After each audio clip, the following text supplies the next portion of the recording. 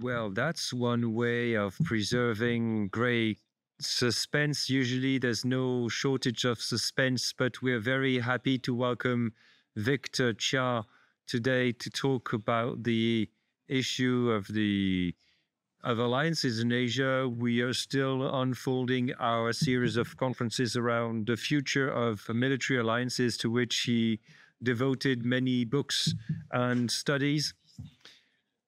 A distinguished Oxford student, PhD from Columbia University.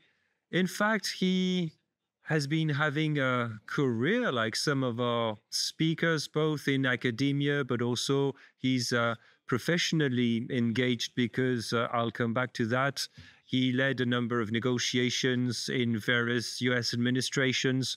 So it's always interesting, I would say, that I have somewhat a similar background to him, mixing both academic research and professional experience, and both enriching the other. He now leads the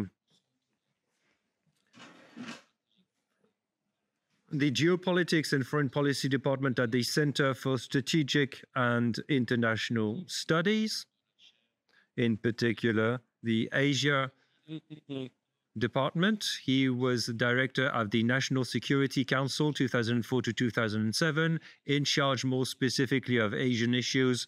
He was one of the negotiators on the US delegation in charge of leading what were called the A6 talks on North Korea, you know, in the mid-2000s, until the negotiation process eventually failed. We thought we could still contain the proliferation ambitions of North Korea. This was a negotiation with both Koreas, Japan, the US, China, and Russia.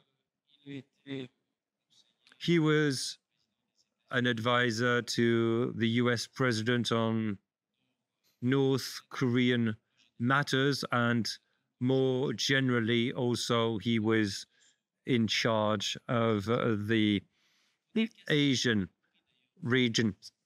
So very early on in his PhD thesis, which was well remarked, he talked both about the issue of Korea,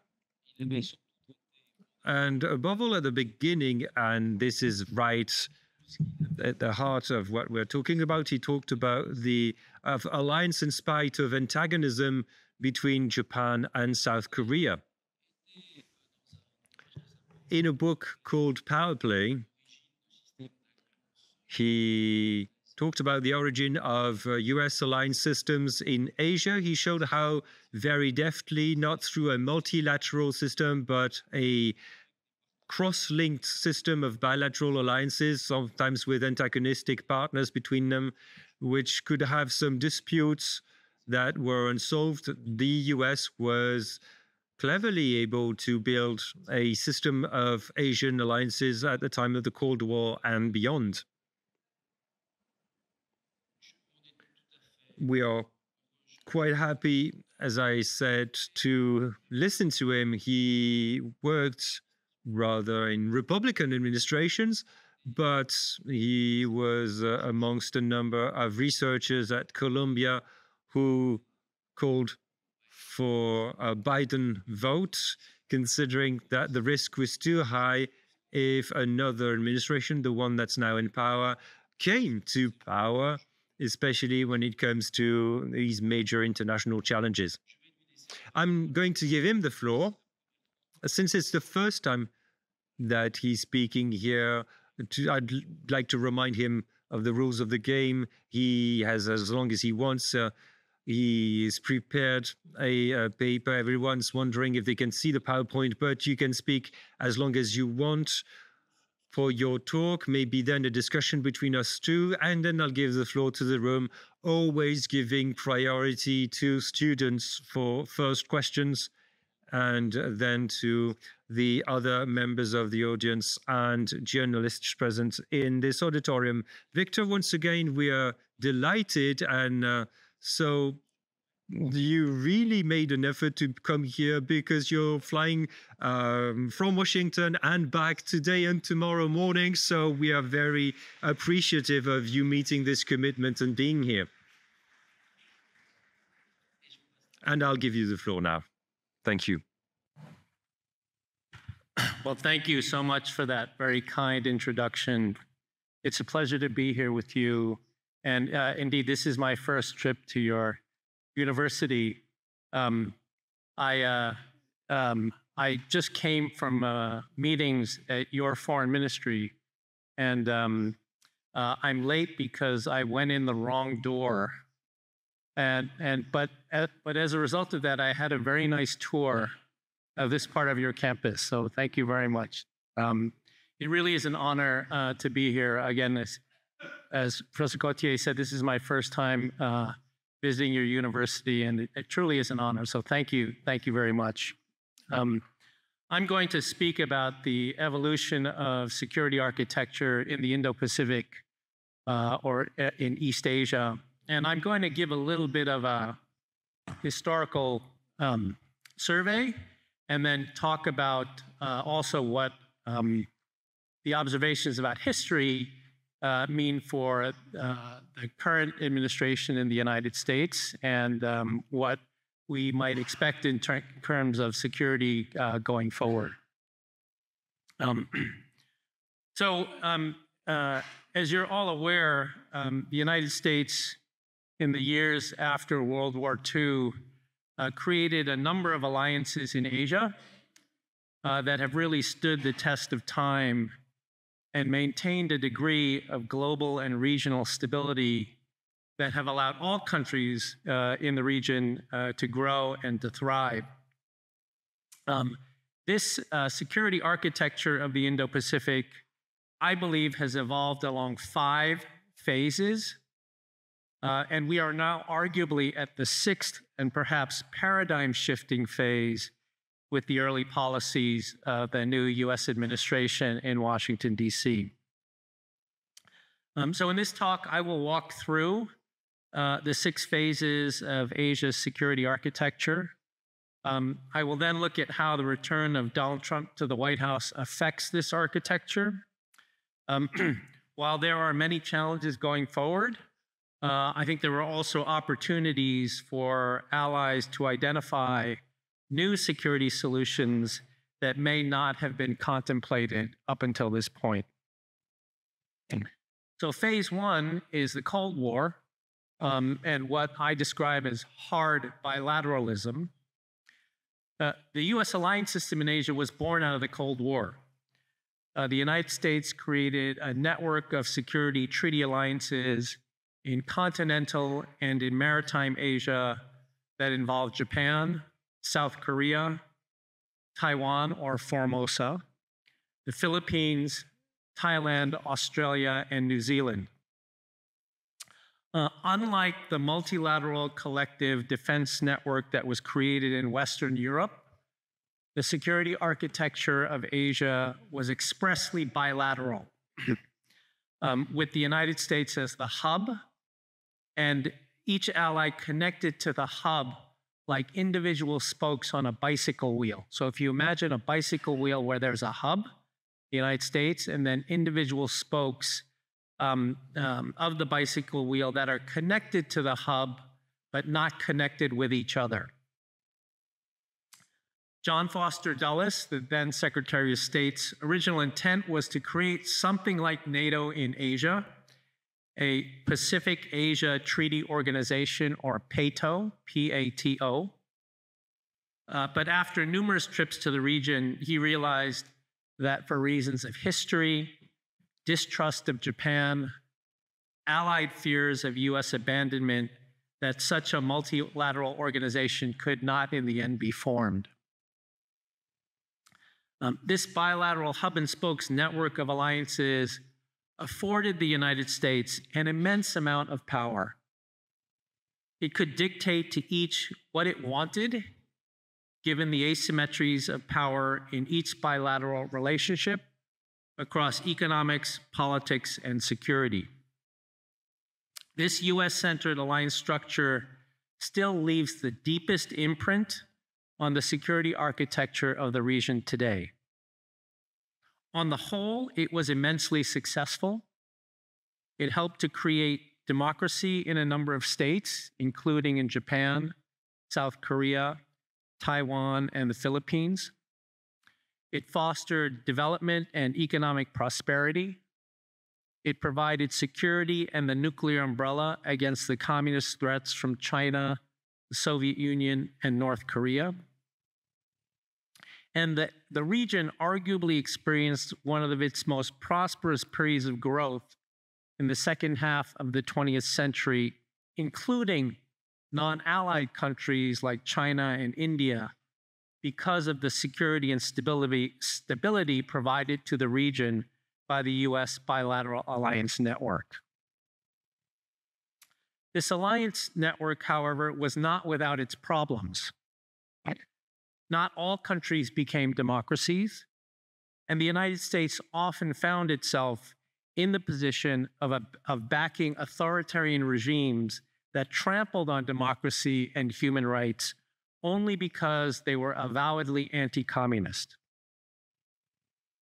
As Harvard professor and later U.S. ambassador to Japan, Edwin O. Reischauer, wrote, "The United States had trouble distinguishing post-colonial nationalism in Asia from pro-communist ideologies.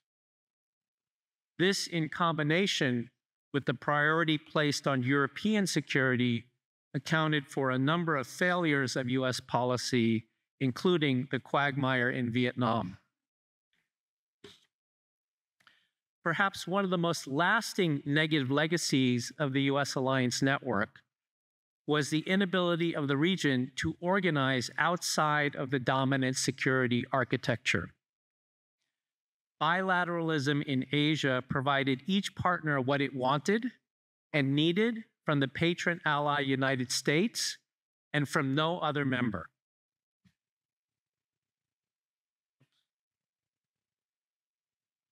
The structure of the alliance system disincentivized any inclination to work together as a region. Most important, it did not give regional states the incentive to reconcile with the one and only indigenous great power in the region, and that was Japan. Nor did the bilateral tradition require Japan to integrate more with the region. The effects of this are still felt even today. When scholars or even politicians discuss how Japan has failed to reconcile its past history with the region in the same manner as Germany, they often cite political leadership as the cause. While this is certainly important, another causal variable has to do with structure. That is, a bilateral security architecture in Asia that did not incline participants to organize regionally, unlike the way NATO and the European coal and steel community incentivized regional organization and integration here. Phase two of the security alliance architecture has to do with the post-Cold War era. The U.S. bilateral architecture in Asia was informed by one core purpose, and that was to stop the communist threat. It was informed by the domino theory, the notion that if one small state falls to communism, then like dominoes, others will eventually fall. Even economic and trade policies were informed by the singular purpose of building capitalist economic bulwarks against communism among all U.S. allies in Asia. The collapse of the Soviet Union effectively ended the primary motivation for this alliance system, but it did not end the alliances in Asia. In this sense, the post-Cold War era was the first true test of alliance resiliency in Asia. Realism and alliance theory tells us that once the external threat disappears, most alliances come apart because they are temporary marriages of convenience. But what we saw in the post-Cold War era in Asia was a transformation of the U.S. alliances with Japan, Korea, Australia, and others. During the Cold War, these were narrow military pacts that stood against something. They stood against the communist threat. In the post-Cold War, however, these alliances transformed into broader, multi-dimensional political institutions that still had security as a focus, but also diversified to stand for something: common values, democracy, freedom, and the rules-based international order. Accordingly, these military alliances became broader institutions that provided not just security benefits, but also non-security benefits to the partners. Free trade agreements, common political values, common cause in providing for the public goods of the international system. This transformation also accorded with a narrowing of the capabilities gap between the hub and the spokes, as allied countries' prosperity and democratization afforded them the ability to become more active participants in such common causes. Again, alliance theory tells us that the most resilient alliances in history are those that come together not just because of material threats, but that are informed by and motivated by ideational factors, such as the promotion of common values. U.S. alliances in Asia, as they evolved in the post-Cold War, appeared to meet this criteria and indeed were living proof of the theory's propositions. But still, the security architecture remained predominantly bilateral. There was some trilateral dialogue among the United States, Japan, and South Korea, particularly over North Korean contingencies, but this was the exception that proved the rule. The American hub and spokes network of alliances remained the predominant feature of the region's architecture. This takes us to phase three, the mid to late 1990s, when we saw the liquidity crisis in Asia, the financial crisis in Asia. So the next major change in the evolution of the region's security architecture occurred in the late 1990s in conjunction with the region's financial crisis. The crisis began with the collapse of the Thai baht in July 1997, which triggered a contagion effect of currency devaluations, stock market declines, and banking failures across East and Southeast Asia, hitting Malaysia, Indonesia, South Korea, and Thailand.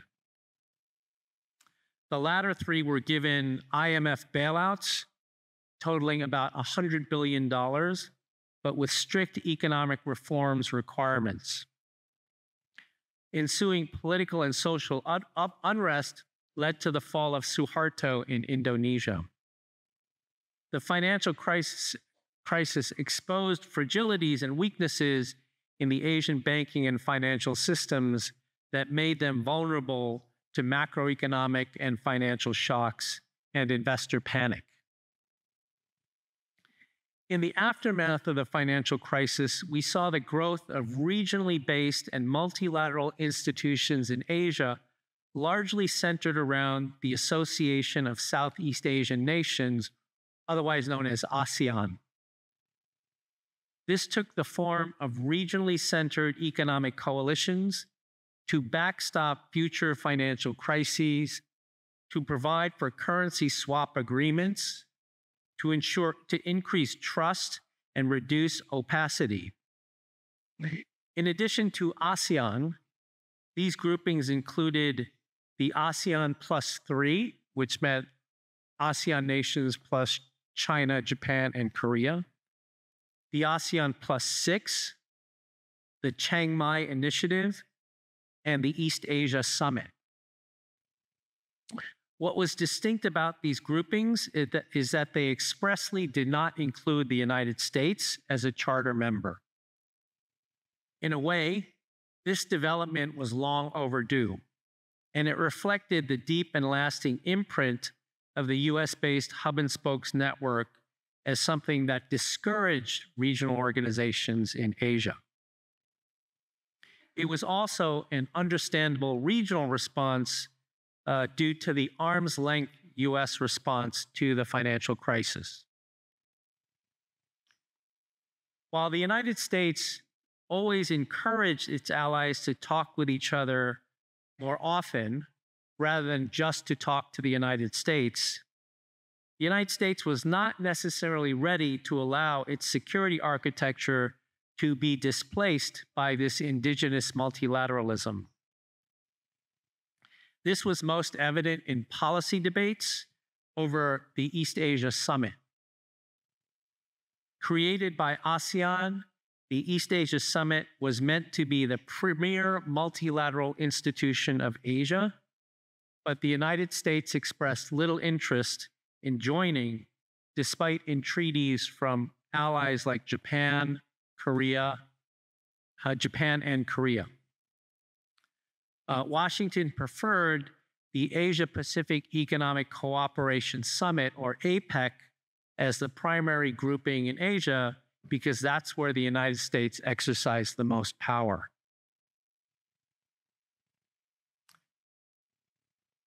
The fourth phase of Asia's architectural evolution started a little over 1 decade ago, where the region saw the growth of new institutions not based on the United States or ASEAN, rather they were based on China. In response to the deficit in capital financing from organizations like the Asian Development Bank, the International Monetary Fund, and the World Bank, all heavily influenced and led by the West or Japan, China created the Asian Infrastructure Investment Bank, or AIIB, to support capital projects in the region. It also created the Belt and Road Initiative, known as BRI, to finance large infrastructure projects to connect China with the world through land and maritime networks. China revitalized the Shanghai Cooperation Organization, or SCO, to tackle internal security issues of terrorism, extremism, and separatism, and expanded membership of the SCO beyond Central Asia. It also spearheaded the creation of a large China-led regional free trade agreement with members of the ASEAN Plus 6 called the Regional Comprehensive Economic Partnership, or RCEP, an alternative to the then US-led Trans-Pacific Partnership, or TPP. I apologize for all the acronyms. These China-based institutions filled important needs and spread Chinese influence in and around the developing economies in Asia. The United States initially downplayed the significance of these institutions. The United States refused to join China's AIIB. The United States refused to join China's Asia Infrastructure Investment Bank and tried to encourage other US allies in Europe and in Asia to decline Chinese invitations to join the bank. But the appeal of these new institutions in Asia, often with many fewer labor, environmental, and good governance requirements than the West, was undeniable. China sought to use these institutions to create a new narrative for Asia's security architecture that focused on Asia for Asians, in quotation marks, and the expulsion of the United States from the region.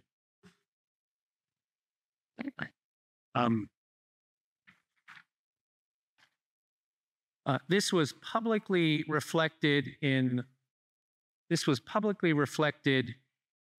Chinese President Xi Jinping's May 2014 speech at the Conference on Interaction and Confidence Building Measures in Asia, otherwise known as CICA, where Xi Jinping said it was time to, quote, let the people of Asia run the affairs of Asia, solve the problems of Asia, and uphold the security of Asia, close quote. He bookended his speech with the offer that China is ready to support and help Asian countries realize their own great dreams. In addition, China hosted the six-party talks on denuclearization with North Korea. The six-party talks were China, Russia, United States, Japan, North Korea, and South Korea, focused on trying to denuclearize North Korea. These were the talks that I participated in when I was working in the US government. The six-party talks was the first multilateral security institution in Asia that dealt with a hard security issue involving all of the major powers. And success on this front would have allowed potentially the creation of a new institution, a new multilateral institution in Asia that would have involved both the United States and China, as well as Japan, Russia, and South Korea. All of these efforts had the effect of creating, for the first time in Asia, a competition of sorts between these different regional institutions, or what scholar Kai He has referred to as institutional balancing in Asia, where actors tried to avoid being forced to choose between US, ASEAN, and China-based institutions, and where they would tactically try to choose whichever grouping most benefited themselves in terms of their interests over any given issue at any given point in time. So it was almost as though there were a menu of different regional institutions from which to choose. The fifth phase of the region's architecture is a fairly recent development and was in part spurred on by China's activity with regard to building multilateral institutions.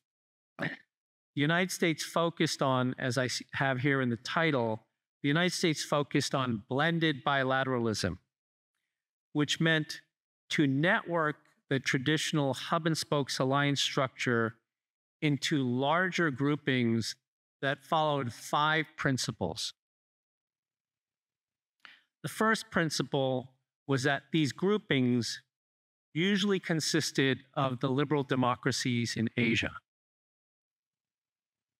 The second principle was that the grouping was usually larger than 2, but smaller than 5. And so this is what, at least in Washington, D.C., and in the region, came to be known as not multilateralism, but minilateralism or plurilateralism. Minilateralism or plurilateralism. The third principle is that these groupings were largely functionally based groupings that were brought together to deal with a specific issue or to pursue a specific objective. In the newspapers, probably you've read most often about this when it came to things like export controls of high technology or security of the South China Sea, freedom of navigation operations in the South China Sea. The fourth principle is that these minilateral or plurilateral groupings were built out of the existing bilaterals with the United States and with Japan. And the fifth principle is that many of these groupings' efforts, either explicitly or implicitly, were designed to counter China, are designed to counter China. So these minilaterals were meant to leverage already close working relationships within the hub and spokes framework to magnify the impact by adding other members in the alliance framework that had the right capabilities and had the political commitment. So again, you may have read or studied for the students these minilaterals. They include things like the Quadrilateral Security Dialogue, otherwise known as the Quad, involving the US, Japan, India, and Australia. AUKUS, otherwise the Australia, UK, US effort on submarines and on technology. The Trilateral Infrastructure Partnership involving the United States, Australia, and Japan. The known as the Camp David Trilateral involving the United States, Japan, and Korea. The Trilateral US, Japan, Philippines. The Chip 4 Alliance. There's a whole host of these. The proliferation of these US-based minilaterals was a natural evolution of the hub and spokes architecture. First, the United States needed to answer the challenge of China-based institutions by bringing these allies together. Second, US allies in Asia were much stronger and much more affluent than they were 50 years ago, and could bring real capabilities to the table, whether we're talking about artificial intelligence, quantum computing, semiconductors, electric vehicle battery production. These allies now could bring capabilities that were beneficial to the United States. And third, the Biden administration placed a high priority on restoring the alliance structure in Asia after a difficult time during the first Trump presidency. And more importantly, they saw the opportunity to innovate this bilateral structure. And then fourth, the global pandemic highlighted the need to organize as a group of like-minded and trusted partners to secure vulnerable supply chains outside of China and to manage technology competition with China. This minilateral architecture had elements of new and old. Old in the sense that members of any given minilateral already had long and established ties with the United States through the bilateral hub and spoke structure, but new in the sense that they were now operating in different geometric shapes: triangles, quadrilaterals, pentagonals, hexagonals of all sizes and shapes, and on issues that they had not previously worked together on. At a recent event at the Center for Strategic and International Studies, where my other job, in addition to my Georgetown job, I hosted a public event with two of the most instrumental policymakers with regard to this minilateral architecture in Asia. And I asked them what was the high point of their 4 years in office. And without even hesitating for 1 second, they all said it was the building of this minilateral or plurilateral architecture. That to them was the most important accomplishment that they had achieved. So this then takes us to the present day. What is the future of the region's security architecture now with the second term of President Donald Trump? The next phase of Asia's architectural evolution could frankly look very different from its past, because the primary actor, the United States, may itself be undergoing a paradigmatic shift in foreign policy. If the era of the U.S. bilateral hub and spokes system reflected a United States that was a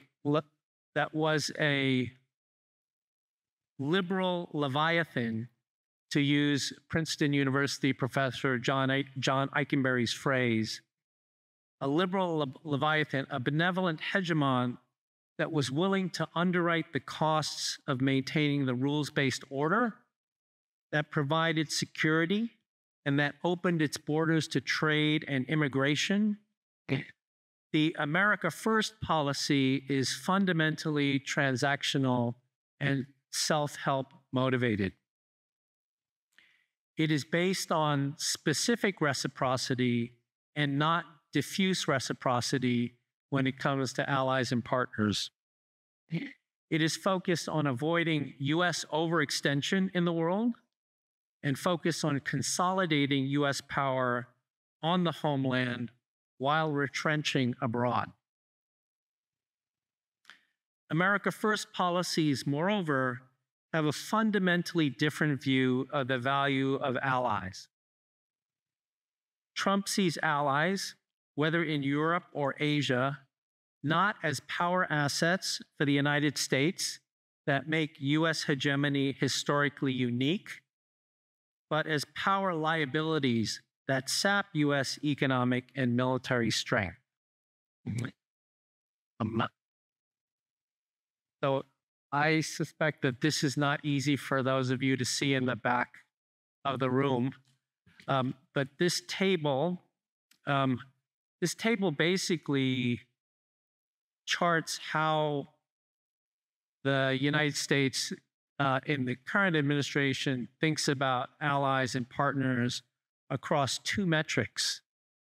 One of them is trade, and the other one is defense spending. So the bottom axis is trade, and the vertical axis is defense spending. And essentially what these things measure is, and this is NATO and Indo-Pacific allies. What this basically measures is whether a NATO allied country or Indo-Pacific ally has a trade surplus or deficit with the United States. That's the horizontal axis. And the vertical axis is whether the country spends more than or spends 5% of GDP on national defense. It's a generalization, but I don't think it's entirely inaccurate to say that this is the way Donald Trump looks at allies and partners. Basically, if they're not spending 5% of GDP on national defense, then they are free riding off the US security commitment. And if they have a trade surplus with the United States, they are, these are not my words, these are his words, cheating the United States when it comes to trade. And so we mapped all US allies and partners along this, and you can see that nobody is in the green zone. Like that basically, in Trump's mind, every US ally and partner in Europe and Asia is cheating the United States, right? So when you wonder why he says the things he does about allies and partners, this is at least our estimation of the way he thinks about these things. So he denigrates allies that have favorable trade balances. And so the top four here in terms of trade surpluses are Germany. It's either Germany, it's either Taiwan or Japan or Vietnam, 2 and 3, and number 4 is South Korea. Yeah, Germany is like 80-something billion trade surplus. Korea is 61 billion, and then the others are in between. And those that do not spend enough on GDP on national defense, he associates this with security free riding. Again, so as Table 1 shows, there are no allies in Europe or in Asia that meet Trump's 2 criteria, with the one exception of Latvia. I don't know if there's anybody from Latvia in the room. Latvia, because Latvia makes the 3% mark on GDP. The original metric was 3% of GDP. on national defense, but then Trump raised it to 5% publicly. So that's but Latvia met the 3% GDP mark, and the only Indo-Pacific ally that had a trade deficit with the United States was Australia. If anybody here is from Australia, you can be proud of that.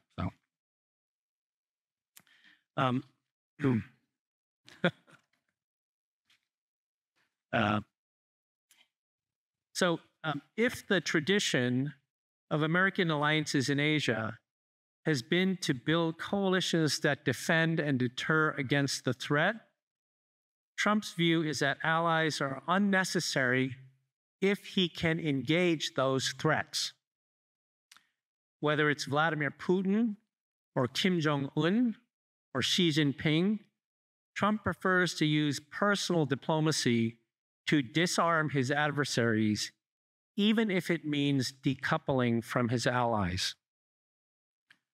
During Trump's first term, his summit meetings with North Korea's Kim Jong-un came dangerously close to decoupling U.S. homeland security from that of South Korea and Japan. Moreover, it was done in a manner that dealt primarily with the adversary and then was presented as a fait accompli to the ally. This is what happened during the first Trump term. And of course, it should sound very familiar to you if any of you are following the efforts at reaching a peace deal in Ukraine. We saw a similar scene play out where Trump met first with Putin, the adversary, and then tried to negotiate an apparent agreement by bypassing the Ukrainian ally. The meaning of this for the future of Asia's security is unclear, but we can hazard some guesses. First, U.S. policy for the next 4 years is strategically predictable, but tactically unpredictable. Trump's biases and his belief systems are well known.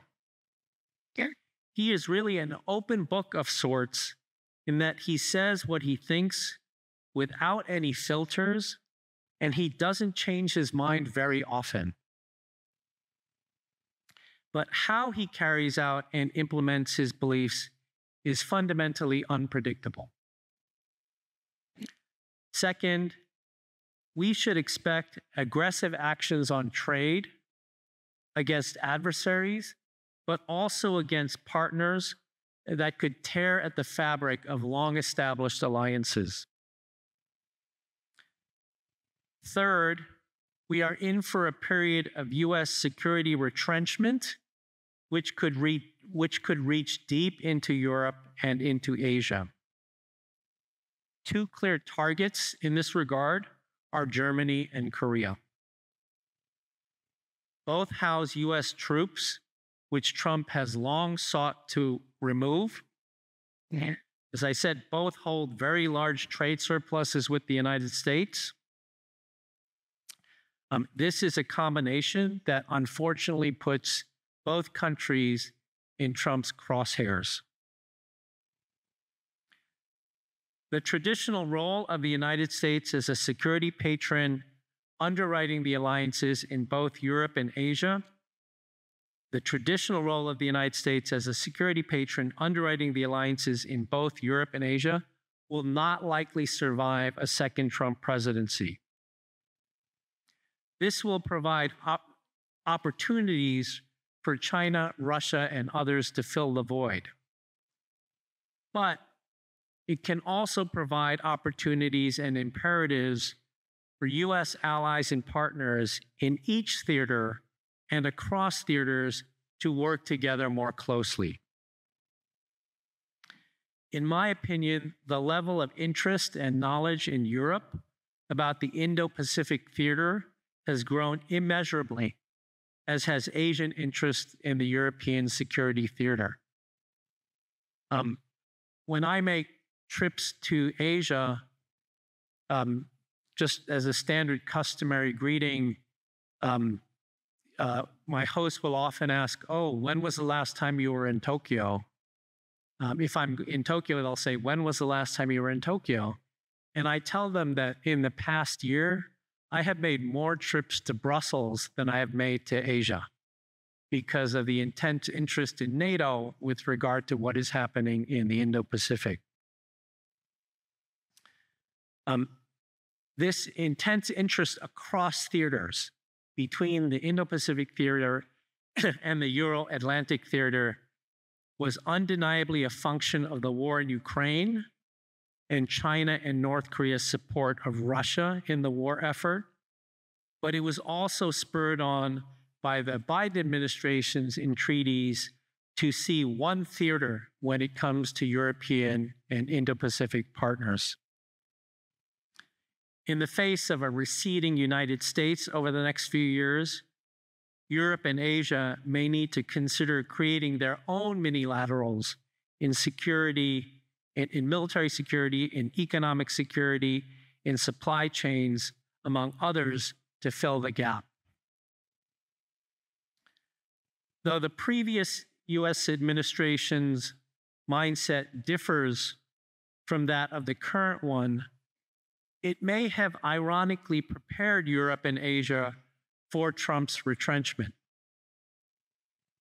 Asia and Europe, like-minded partners, grew much more connected through innovations like the participation of Indo-Pacific partners, Japan, South Korea, Australia, and New Zealand in the NATO Leaders Summit in Madrid in 2022, and in the NATO Leaders Summit in Vilnius in 2023, and in Washington in 2024, as well as the participation of Indo-Pacific partners in the Group of Seven meeting in Hiroshima in 2023. This is actually something I was just talking to your foreign ministry about before coming here.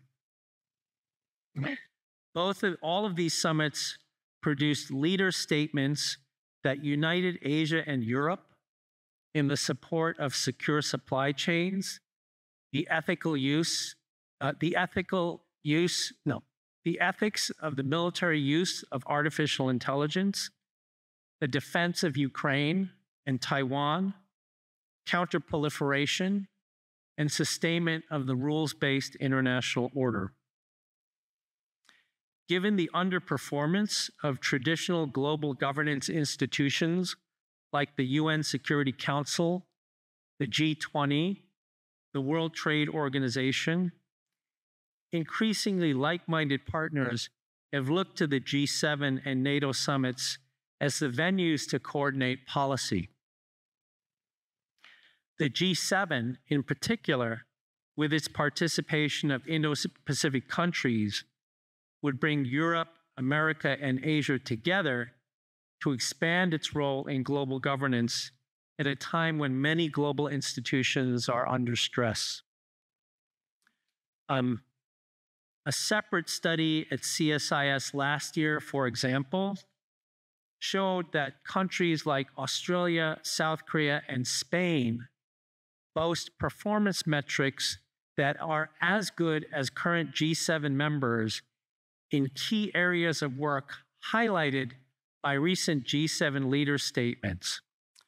So to explain these next two charts, let me go to this one first.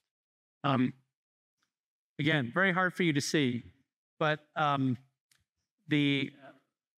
what these say at the top here, it says economic resilience and security, food security, sustainable development. These are the titles of each column.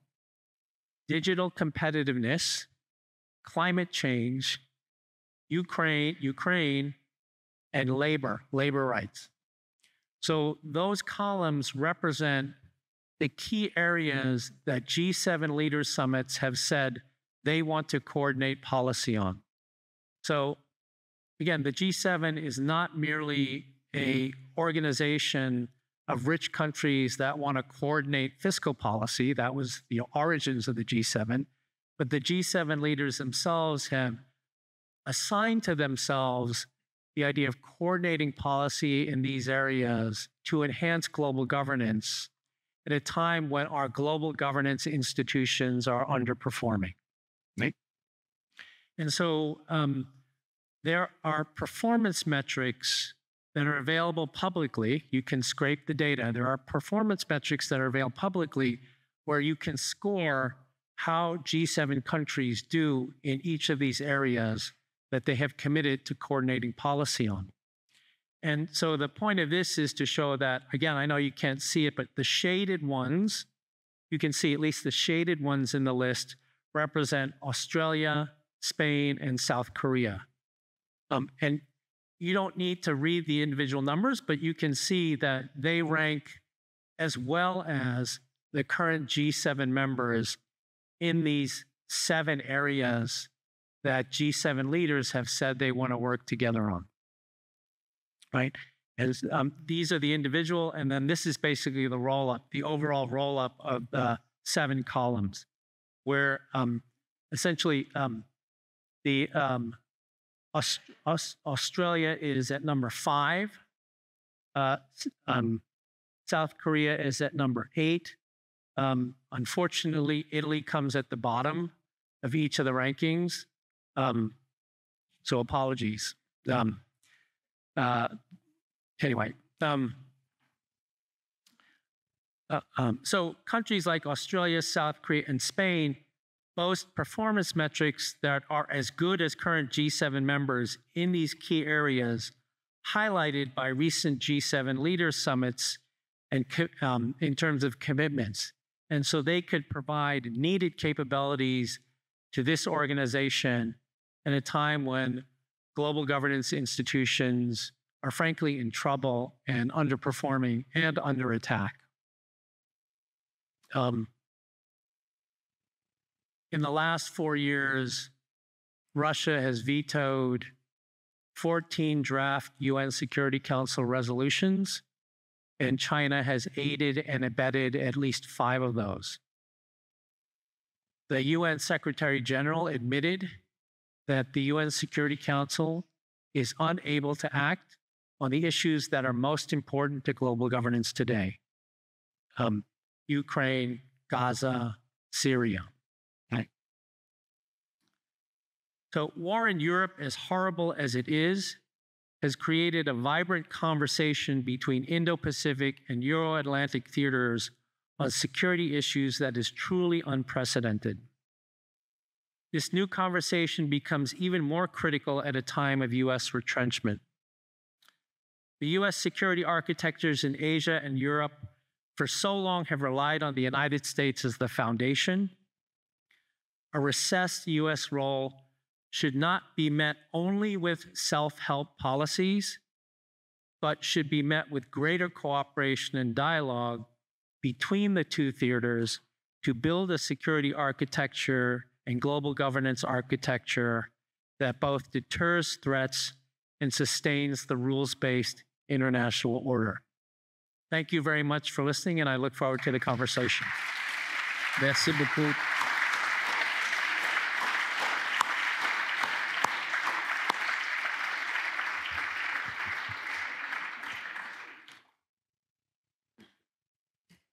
Peut-être Right. Maybe well, this was a crystal clear presentation enabling us to see through the 5 phases of the alliance mechanisms, how they were set up, and bring us up to date with the present issue of, well, a very current issue indeed. A source of major concern, because of course Europeans tend to think now that their traditional historical ally is pulling out and betraying them. In any case, first question that comes to mind may be somewhat academic, but you've been working on this issue yourself. Looking at the 2 models of Chinese multilateralism that you put forward, and what you call the minilateralism, or a cross system of bilateralism. At the end of the day, out of these 2 models, which is the most dynamic of the 2? we get the impression that the US, making this specific choice for Asia, which was not the situation in Europe, the US had more room for maneuver and avoided some of the quarrels between the allies. So the US remained very agile, and that kind of alliance showed its effectiveness, except that in some areas, there was not a strong consolidation, especially in matter of security, and that is, of course, a major source of concern. So, question number one: will Trump keep that model going? Because after all, that might suit him in a transactional bilateral system. That suits him fine, doesn't it? And also, is the Chinese model more effective, more dynamic? It can attract more countries that might be taken by surprise by this, by the US pulling out and abandoning its hegemonic position. Thank you for the questions. The first thing I would say is that I think that the one thing that the United States and China actually share in common when it comes to the Indo-Pacific, or in general, is that they generally like bilateralism, because bilateralism always affords the great power, the larger power, the most power. And so the Biden administration's transition to this mini-lateral framework in part was a reflection or an acknowledgement that the United States was just not as powerful as it used to be, and that these allies had real capabilities to bring, whether it's on semiconductors, artificial intelligence, synthetic biology, whatever it might be, that they had real capabilities to bring. China, I think, certainly prefers bilateralism as well. They've always been reluctant to work with Indo-Pacific countries as a group and prefer to work with them individually, like just the Philippines, just Australia, because they exercise the most power that way. But I do think that in a period of US retrenchment, that China will try to see real opportunities to try to change the balance of influence in Asia. In general, when it comes to the developing countries in Asia, they do this with a combination of money and information. And so what I mean by that is with developing economies, developing countries, mostly in Southeast Asia, they use big capital finance projects from AIIB, the Asia Infrastructure Investment Bank, or through the Belt and Road Initiative, to build highways, to build port facilities, to build stadiums, to build large trophy projects as a way to, in political science, we call it elite capture, right? It's a way to capture elites, right, by doing these big sorts of projects. In addition to that, they try to change the conversation in these countries about China and about the United States through the dissemination of information. So in many of these developing economies, they have very active media. This media generally is not very well funded, and China can come in and offer, they offer all sorts of things to have the narrative in social media, in print media, in cable news media really favor China and be unfavorable to the United States. Just as an aside, a couple of months ago, I spoke to a group of 80 US Fulbright scholars who were going out to the countries in Central Asia and Southeast Asia. For those of you who are unaware, the Fulbright Scholar Program basically provides fellowships to Americans, young sort of Americans, recent college graduates often, to go to these countries to do research there, but also to teach English, to do community service things. It's been something that's been going on in the United States for decades.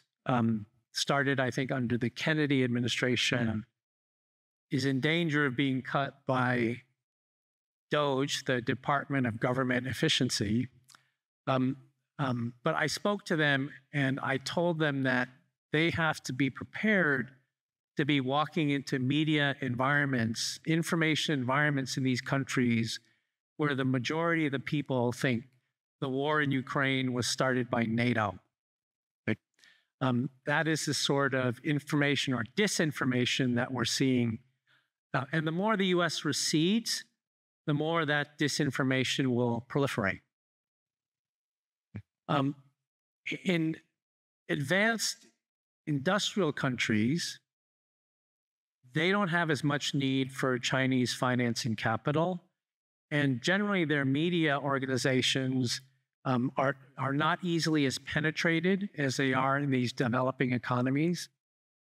So there, the way China will fill the gap left by the United States or exercise influence is through economic coercion, right?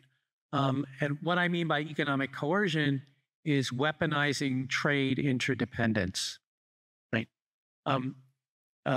Since 2008, China has used economic coercion against 18 governments, including France, and over nearly 600 private companies, including many French companies, in order to change behavior on Taiwan, on Tibet, on Xinjiang,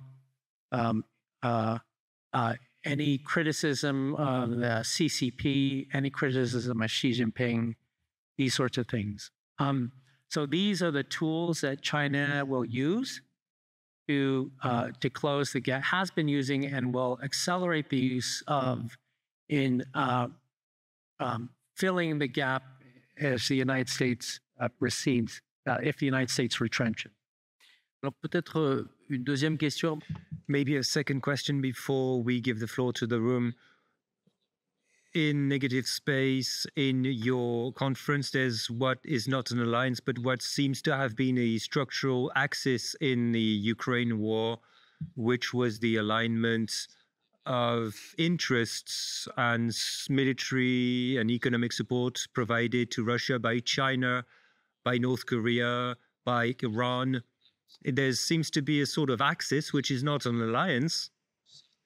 And some think that in Trump's diplomatic behavior, especially about Ukraine, there's a desire to break this axis down as a sort of way to push for a response and probably to antagonize Russia and China. First of all, do you think that it is credible as a scenario for the US? And secondly, do you think that it's realistic in terms of attainable goals, i.e. a dissociation of strategic interests and security interests between Russia and China? Yes. Very good question. These days, there's a lot of discussion about this particular issue in Washington, D.C. I mean, the Ukraine war has had the effect of bringing these four actors together. Most obviously, with regard to direct North Korean military support of Russia in the war in Ukraine, this is really unprecedented. Today, in the open source information, almost 50% of Russian munitions being used against Ukraine is being sourced from North Korea. Right? That means North Korean weapons are killing Europeans today. In addition to that, North Korea has provided upwards of 12,000 troops to fight, particularly in the Kursk region, for Russia on behalf of Russia. Before peace talks begin, right? We all know that when peace or ceasefire talks are on the horizon, military fighting actually picks up because everybody is trying to get an advantage before the status quo is established. And so Russia has been employing North Korean troops for that purpose. This is really unprecedented. I've been studying this for 30 years, and never in my imagination did I think that there would be North Korean troops in the middle of Europe fighting, and ammunition being used against Europeans that are of North Korean origin. I never would have imagined that. So that's the most obvious sign of this, but no less significant has been China's industrial support of Russia. Countries cannot carry out wars if they do not have industrial capacity, and China has been providing a good part of that industrial capacity. Iran has been providing drone technology. So there is, some people use the acronym CRINK, C-R-I-N-K, China, Russia, Iran, North Korea, as a very real security challenge for the Trump administration. And some argue that one of the arguments for trying to counter Trump's inclination to retrench is to talk about how this axis of autocracies, if you will, is a very serious and real threat to not just to the global order, because Trump doesn't really care about the global order, but to the United States, that this is a real serious threat. We're actually going to undertake a project at CSIS to actually empirically look at how much content there is in this four-country relationship. We know certain things, like North Korean troops in Russia, Chinese industrial support of Russia, but trying to understand what more there is and how coordinated it is, and whether they are acting together in other places, other parts of the world, creating, I don't know how well this translates, but creating beachhead states or conduit states, not in Europe, but in Latin America, in Central America, in Africa. We're trying to do an empirical study to better understand it. Merci beaucoup. J'avais une troisième question. Thank you so much. I had a third question about Taiwan, but I think that someone's going to ask it very well in the room. So first of all, I give the floor to students. Please bring a microphone here. I saw someone raising their hands up there. Please do raise your hand so we can see you. 3 questions, please. Good evening. First of all, thank you for being here, and we welcome you here at Sorbonne, and thank you for this lecture. At the end of your talk, you talked about this vacuum that was created in the Indo-Pacific security architecture, with the Americans distancing themselves with this America First policy. And now we have a situation with Ukraine. There are peace talks, and Europe wants to create a divergent position, a common position here. And we could imagine in the future, with a trade war between China and the US, we could easily imagine that the Americans would impose this decoupling from China on Europe. And in Europe, we are interdependent with China. It would be economically very difficult to sever this relationship. So do you think that Europeans could have a third way, a position that they could defend against the Americans in their relationship with China? Do you think that they could have a sort of neutral relationship that they could defend? Or you talked about economic coercion. Would the Americans force the Europeans to sever this position? Sorry, we're blinded by the lights. I can't see where you are. Yes, I'm here. Good evening. Thank you for your talk. A few days ago, the dollar suffered a major drop on the stock market because of tensions between the US, Mexico, and Canada. This sort of economic clash, could it replace the military arms race and spread to Asia outside of sanctions imposed on China? Thank you. Third question. Yes, the gentleman there.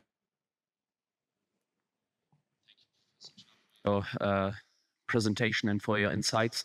I would like to ask whether in Asia, China's and North Korea's activities, as well as Iran's, are considered as a threat to interests of countries such as South Korea or Japan, who are affiliated with the West. Does this war in the Ukraine lead to be an obstacle in the relations of Europe and Asia in order to form somewhat of an alliance in the future? Or is this war, as well as in the US, considered as rather a nuisance and an obstacle to some form of alliance in the future? See, Victor, thank you. I'll let you answer the three questions, Victor. Okay, I'm going to try to remember all the questions, but the so first, if we look at what is developing with regard to Ukraine and a possible ceasefire, it's very clear where the Europeans are standing on this, right? And to me, in my talk, I encouraged, in the context of U.S. retrenchment, I encouraged the Indo-Pacific and the Euro-Atlantic theaters not to go self-help, but to try to work together more, right? I think a ceasefire deal in Ukraine is a big test for the Indo-Pacific allies. Because on the one hand, they could go completely self-help, which means to basically accept whatever deal comes about, even if it's very unfair to Ukraine, to not weigh in on the security guarantee question for Ukraine, and then just to benefit commercially with large investments in Ukrainian reconstruction and normalization of manufacturing and energy relations with Russia, right? It'd be very easy for Indo-Pacific countries to do that. But that would effectively be abandoning what the war was fought over. And so that would be a real tragedy. That I think Indo-Pacific partners should certainly do whatever they can to help the reconstruction of Ukraine. And there are many Korean and Japanese countries that are ready and willing to do this, but they cannot be neutral on the security issue, right? That's a very important test, right? And it's not clear. It's not clear. Frankly, I know we're on camera, but frankly, when I go to the region, I interact with many sort of corporate actors, not just think tanks and academics, but corporate actors. And they're already their questions already suggest they're starting to position themselves for the lifting of sanctions on Russia that comes with a ceasefire agreement, right? Very discouraging. It's very discouraging. And then saying nothing about the security guarantee question, right? So I hope and I say to them that you cannot do that, right? That is decoupling from the European security problem if you do that. If you want the Europeans to decouple from Taiwan and the Korean Peninsula, then fine. But if you don't want them to do that, then you need to also stay coupled on the European security question. With regard to the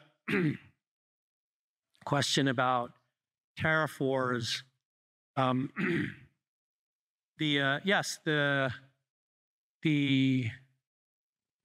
U.S. stock market has already lost all of the gains that it had achieved since the election of Donald Trump because of the announcement of these tariffs against Mexico and Canada.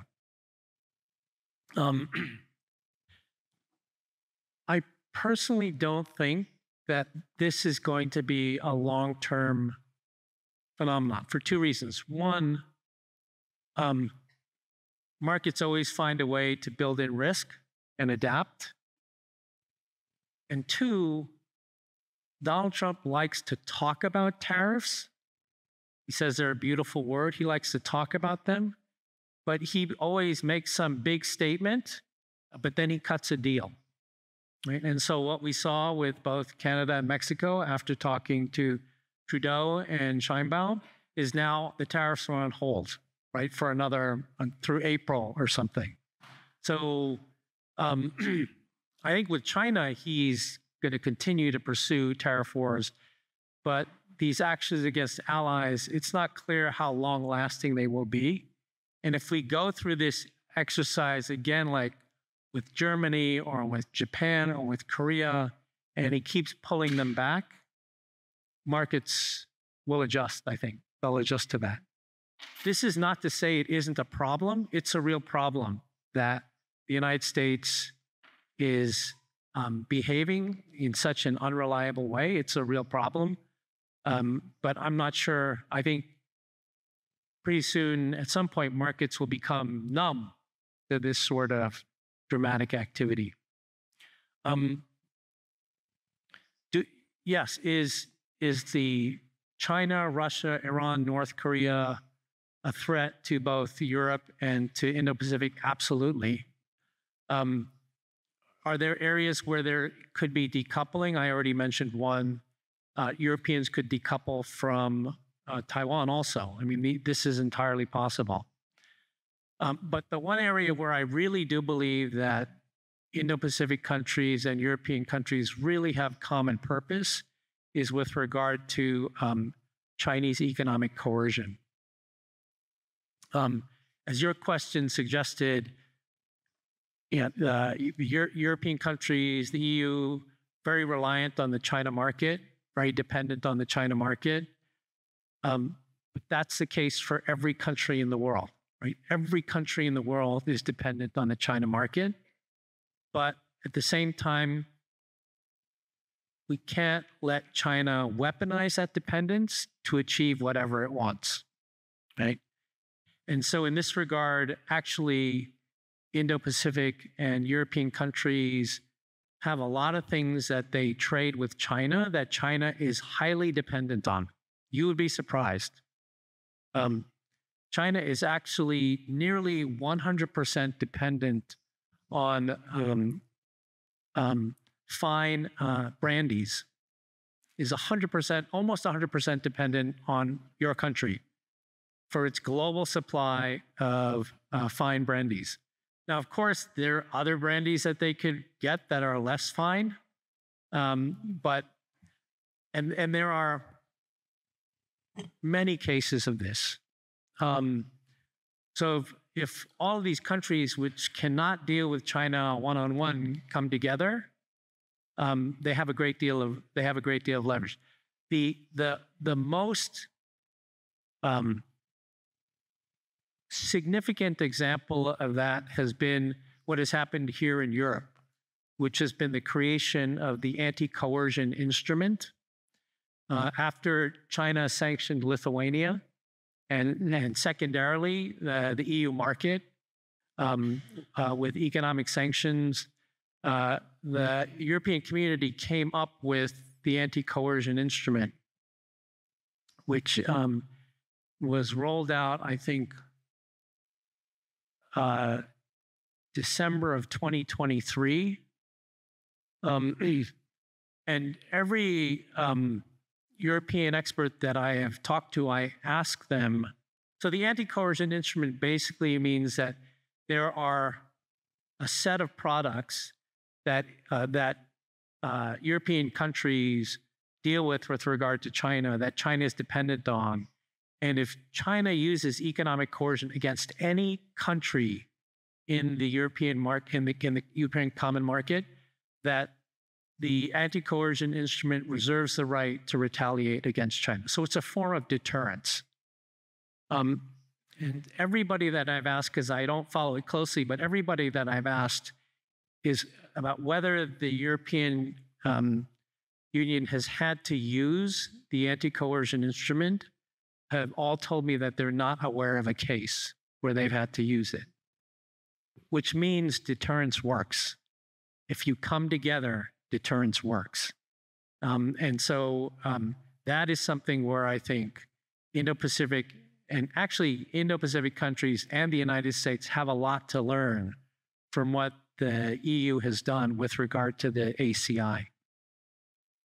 Merci. Je prends 3 autres questions.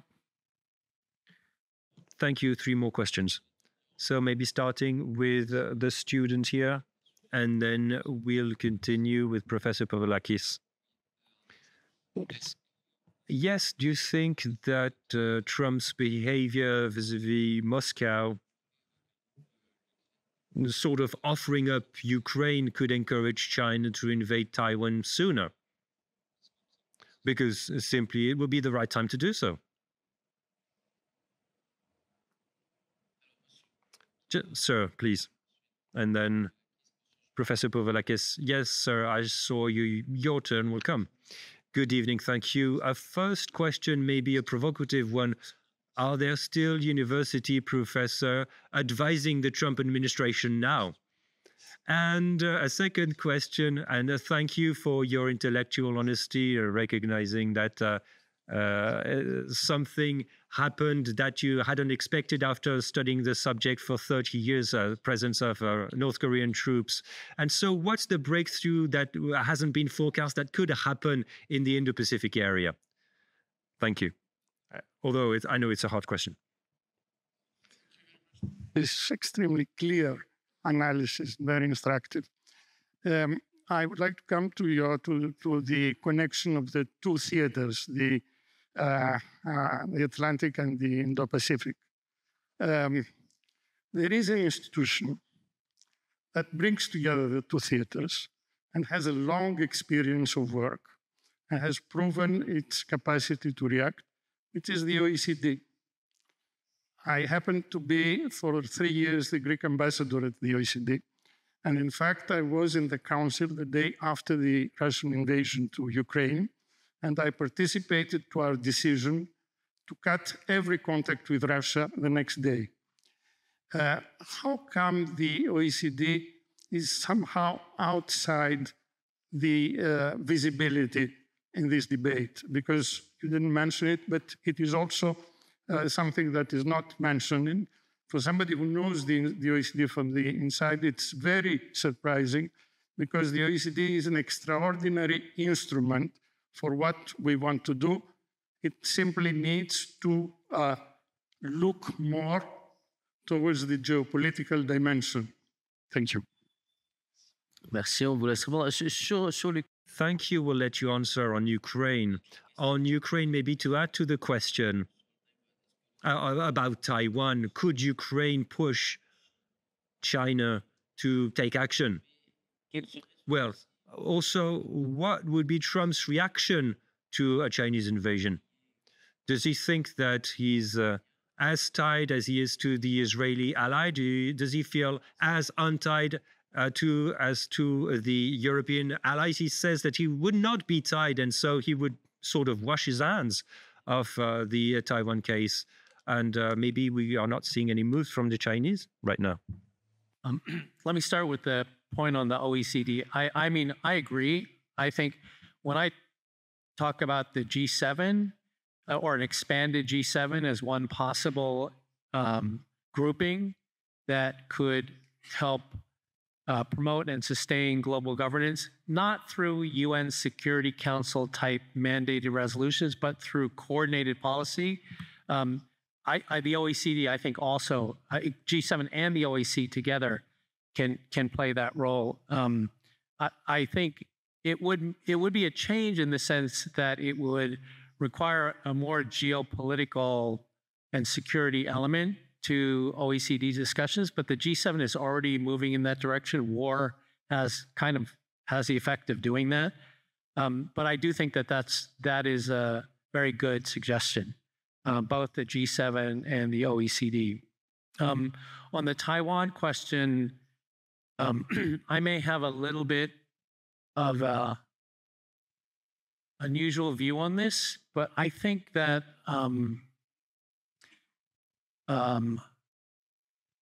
I think that the first point I think is that one of the things that China has learned from the war in Ukraine is that it's not easy to win a military conflict, to take over a country. It's not easy.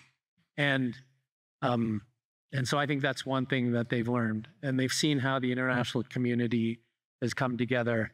And Xi Jinping, right now, domestically, he has no confidence in his military.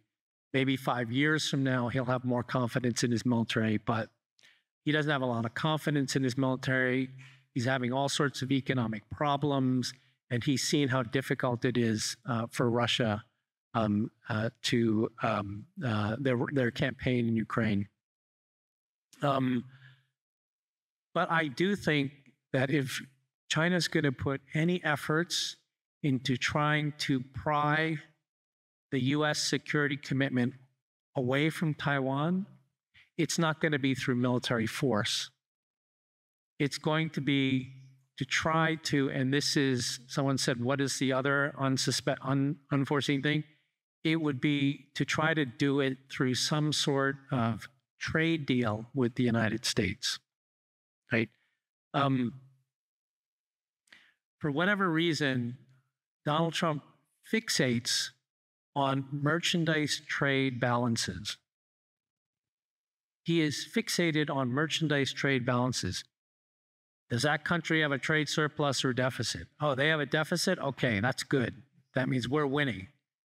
China has a humongous trade surplus with the United States. Absolutely huge. And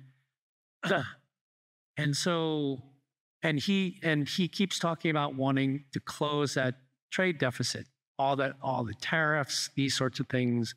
He was unsuccessful at doing it in his first term. Despite all the tariffs he imposed on China, the merchandise trade deficit at the end of the Trump administration was larger than it was when he started. Nevertheless, he is focused on this, and the Chinese know it. So, the Chinese, something unforeseen is the Chinese may offer him a trade deal that he cannot turn down. Buy 1,000 Boeing airplanes. Who knows, like something like that. But in return, they would want some abrogation of the U.S. commitment to Taiwan. I'm not saying it's a certainty, but for Donald Trump, everything's a negotiation. Everything is negotiable, right? So my guess is that China would put their eggs in that basket to try to get a victory in Taiwan rather than trying to test the United States militarily to see whether Donald Trump has an appetite for, fighting a great power war. So, what was the... Il y avait des questions des my question is like that question, but a little bit much precise. The Russian-Ukrainian war might transform into a Russia-Baltic war or Russia-NATO war. If this happened, can you predict a possible invasion of Taiwan by China? Thank you. Any questions on the web? I think there are many.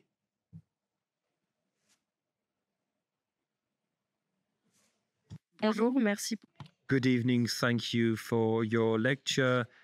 Given that France was ousted of AUKUS and showing that the Biden administration had a preference for Anglo-Saxon partners in the Indo-Pacific, how can France maintain a significant presence in the region?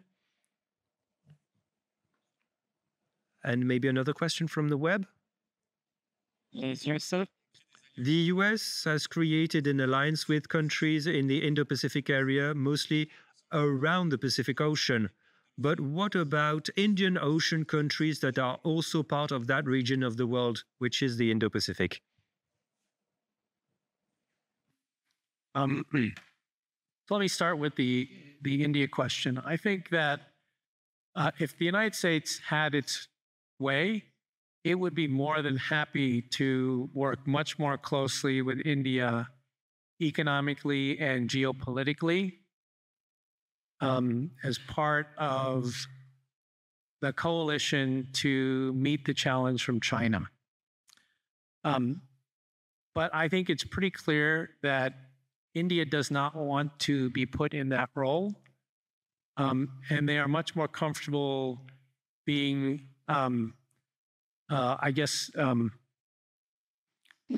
they're in a group of countries that you could call sort of connector states that sit between the global north and the global south, and that are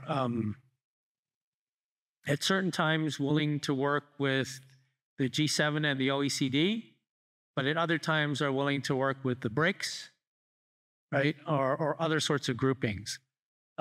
So they're much more, in a sense, much more functionally and transactionally committed than they are committed to a particular mission of like-minded countries. And so that's why I think India doesn't come into the picture as much. Of course, there is the Quad. That is probably one of the biggest accomplishments in this regard, that you have the United States, India, Australia, and Japan, the four biggest democracies in Asia. That I think that's sort of a very important thing. But that clearly does not have a geostrategic color to it, right? It's about supply chains and vaccines and climate change and the energy transition. So and that's because India wants it to be that way. They don't want to be part of a strategic coalition of like-minded countries with regard to China, Russia, and others. Sorry, I arrived from Washington, D.C. this morning on 2 hours of sleep, so I can't remember what the other question. What was the other question? La France, the rôle de la France. Rôle de la France. Oh, yes. So I'm sorry about AUKUS. I had nothing to do with it. But I think that the best way to answer that is that some of this American U.S. unilateralism and America first sort of thinking is spurring countries, Indo-Pacific and European allies and partners to look at new and different types of arrangements. So today I read that the South Koreans, for example, sent a big delegation to Canada to talk about defense, industrial, and security cooperation, right? This is a configuration we've never seen before. So I think that we're going to see more of that. I think we're going to see more of those different types of connections, bilateral, trilateral, plurilateral, between Indo-Pacific and European countries that we have not seen before, all as sort of a natural reaction to a less present United States. And then on the question on the Baltics and whether there could be dual contingencies, a war in Europe and a war in the Indo-Pacific, it's entirely possible or plausible. I can say that, and so we don't know. Personally, I think that if a war were to emerge again in Europe, my personal opinion is I don't think the Chinese would see that as an opportunity to try to take Taiwan. And I say that again for reasons I've already stated. If anything, the Ukraine war has impressed upon China how difficult it is. Like the amount of blood and treasure that is required. It's very difficult, right? Very difficult to do. So that's one.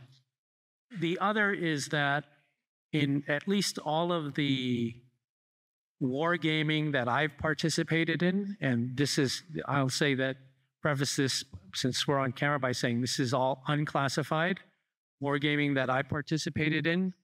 When there is a war taking place in one theater, even adversarial actors they don't become risk acceptant, they become risk averse. They become much more cautious. Because the other thing that becomes clear, and it's in the US nuclear doctrine, is that if there is war in a major theater and there is opportunistic aggression in another theater, the threshold for US nuclear use goes down. Not saying that there would be nuclear first use, but it's in the doctrine that says the threshold would change, right? But more important than that is at least my personal impression from looking at this and these types of scenarios is that even predatory actors in the international system actually become more risk averse rather than risk acceptant when there is a major war already taking place. Est-ce qu'il y a une dernière question? Alors, je vous en prie, moi j'en aurais une. But I would say that might be the reason China would not launch a military invasion of Taiwan, but that does not mean, that's a double negative, that they could still use economic coercion, right? They could use non-military ways of trying to put pressure on Taiwan.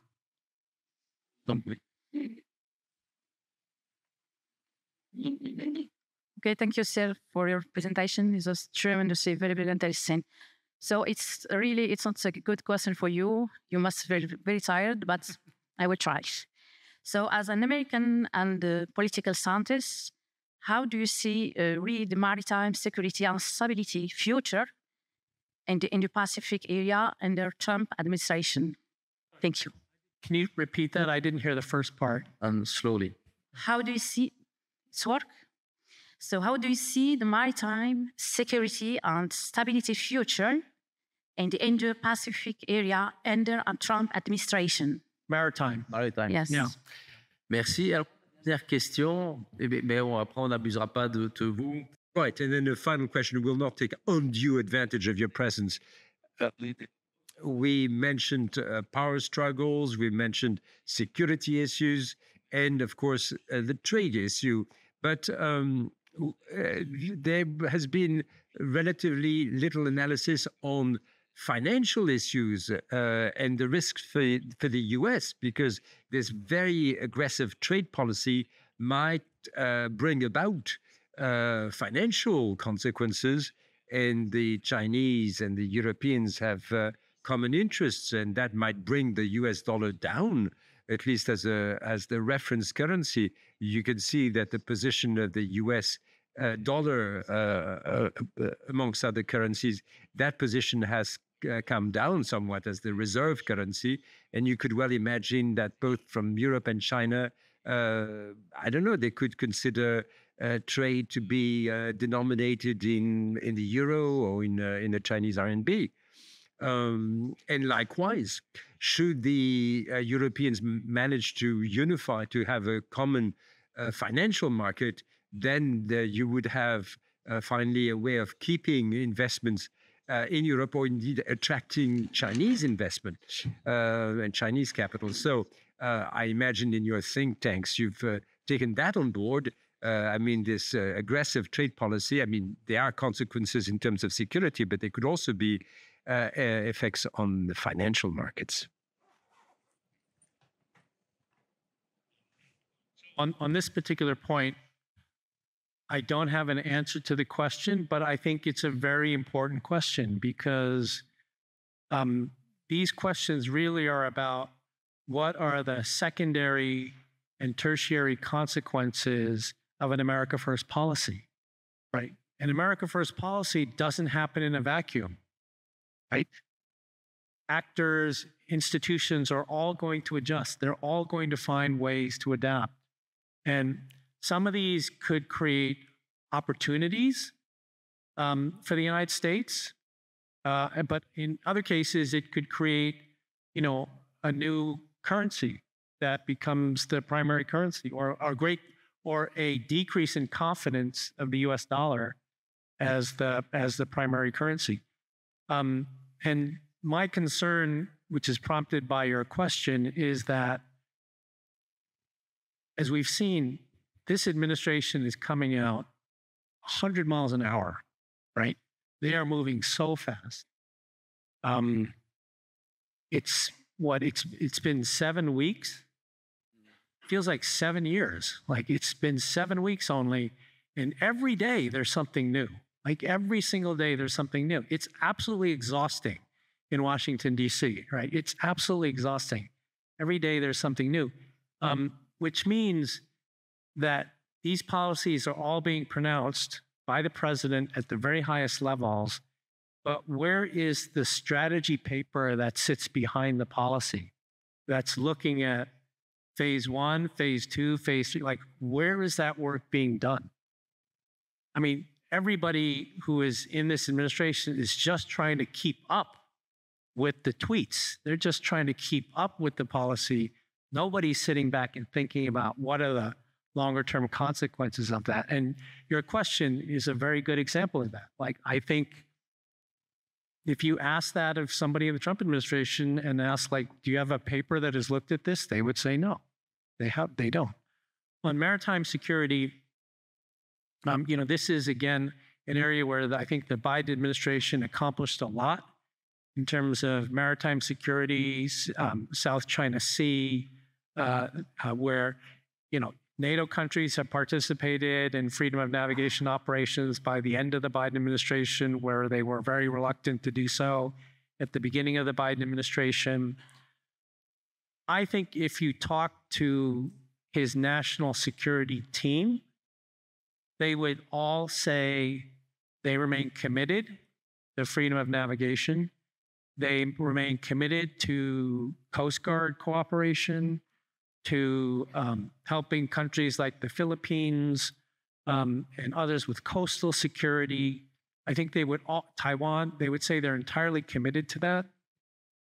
But, and those are important statements. But to me, the big question is whether Trump will fund those activities. I think they could say all the right things, but when it comes down to the money, Trump generally thinks a lot of these exercises are just expensive and that they don't accomplish much. I know it sounds very crass, but his primary metric for everything is money. And he is on record saying that military exercises are very expensive. And maritime exercises also, for that reason, would be very expensive. So I think you would hear the Trump administration saying the right things, but the real thing to do is to watch whether there's follow-through, whether they actually follow through on the statements with commitments in terms of exercising with partners. Merci beaucoup. Merci pour cette Thank you so very much. Thank you for this, as I said, crystal clear presentation. A brilliant presentation indeed. Here we had a very responsive mind, and you clearly were able to overcome jet lag, and I certainly hope that when Georgetown finds you back, they will have a jet lag-free professor back home.